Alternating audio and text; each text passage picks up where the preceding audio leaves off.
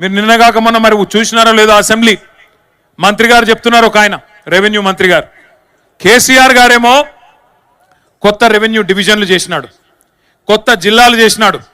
ఉమ్మడి మహబూబ్ నగర్ జిల్లాని 5 జిల్లాలు చేసిండు కేసీఆర్ గారు. నాగర్ కర్నూలు జిల్లా, వనపర్తి జిల్లా, గద్వాల జిల్లా, నారాయణపేట జిల్లా చేసినాడు. మీరందరూ నారాయణపేట వాళ్ళు, గద్వాలోళ్ళు, కొల్లాపూర్ వాళ్ళు, అచ్చంపేట వాళ్ళు మీరు మహబూబ్ నగర్ దాకా వచ్చేది ఎందుకు? మీ దగ్గరికే కలెక్టర్ను, ఎస్పీని తీసుకొస్తా, జిల్లా అధికారులను మీ దగ్గర కూర్చోబెడతా, ఇంత దూరం మీరు వచ్చేది ఏందని చెప్పి ఎక్కడికక్కడ జిల్లాలు ఏర్పాటు చేసినాడు. కలెక్టర్లను మీ గడప ముంగట కూర్చోబెట్టినాడు. కొత్త రెవెన్యూ డివిజన్లు ఏర్పాటు చేసినారు, కొత్త మండలాలు ఏర్పాటు చేసినారు.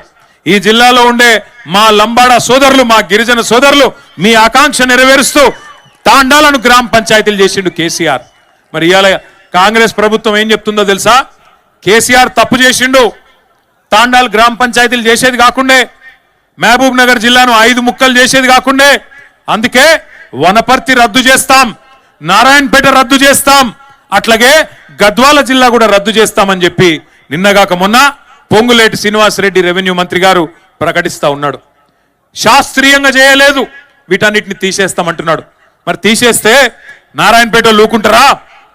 గద్వాలో లూకుంటారా? వనపర్తితో లూకుంటారా? ఆలోచించండి.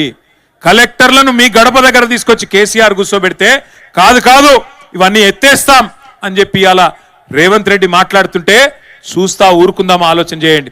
నేను రేవంత్ రెడ్డి ప్రభుత్వాన్ని హెచ్చరిస్తా ఉన్నా, మీరు గద్వాల జిల్లా ముట్టినా, వనపర్తి జిల్లా ముట్టినా, నారాయణపేట జిల్లా ముట్టినా అక్కడ అగ్గి ఉట్టిచ్చే బాధ్యత బీఆర్ఎస్ తీసుకుంటది.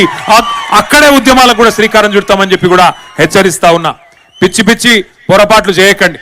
నీకు అధికారం ఇచ్చింది నీ అడ్డమైన అబద్ధపు హామీలను చూసి మోసపోయి ప్రజలు అవకాశం ఇచ్చినారు. నీకు చేతనైతే ఇచ్చిన హామీలు నెరవేర్చు. 420 హామీలు ఇచ్చినావు కదా, నెరవేర్చు.